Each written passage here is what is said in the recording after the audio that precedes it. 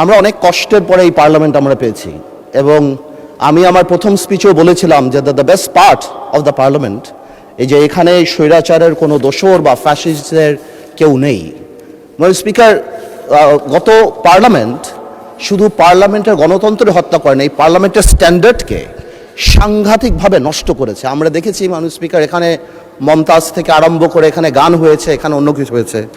আমার কাছে মনে হচ্ছে যে ডাইরেক্টলি ওদিকে না গেলেও কিছু কিছু জায়গায় কিন্তু আমরা ওদিকে চলে যাচ্ছি।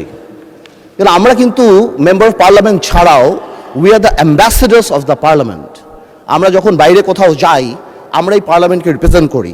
মানে স্পিকার, কালকে পরশুদিন পার্লামেন্ট থেকে যাওয়ার পরে আমি অনেক টেলিফোন পাই এবং সেখানে আমি ডিফেন্ড করার চেষ্টা করি এবং ডেইলি স্টার নিউজ করে Jamaat MP demands washing machine, microwaves and curtains.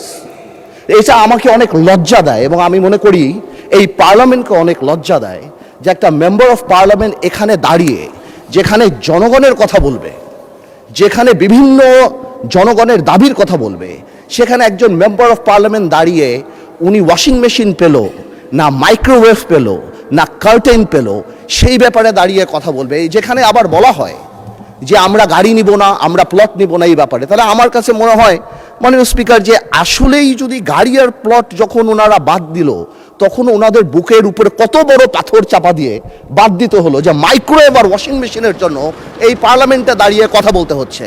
মাননীয় স্পিকার, আমার মনে হচ্ছে যে এই স্ট্যান্ডার্ড আর স্ট্যাচার আমাদেরকে মেনটেন করা উচিত এবং আমি বলবো আমাদের মাননীয় যারা আছেন ওনাদেরকে, স্পেশালি আমাদের বিরোধী দল, এবং এটা কালকে হয়তো আমাদেরকেও বলতে পারে, আমি জেনারেলি এটা বলছি যে উই মাস্ট, আমি শেষ করছি যে আমি খুব সিরিয়াসলি বলছি। তারপরে যদি আমার ভাই যেহেতু কমেন্ট করেছেন উনি চান আমি ওনাকে এম্বারাস না করে আগামীতে যদি ওনার পর্দার মাইক্রোওয়েভ লাগে আমি আমার তরফ থেকে ওনাকে একটা মাইক্রোওয়েভ দিতে চাই এবং আমি প্রধানমন্ত্রীকে রিকোয়েস্ট করতে চাই যদি ওয়াশিং মেশিনটা উনি দেয়, এবং হোম মিনিস্টার থাকলে আমি বলতাম যে উনি পর্দাটা যদি কিনে দিয়ে ওনার সংসারটা আমরা গোছায় দিতে পারতাম, তারপরে যদি আমার পার্লামেন্টকে উনি এম্বারাস না করতো।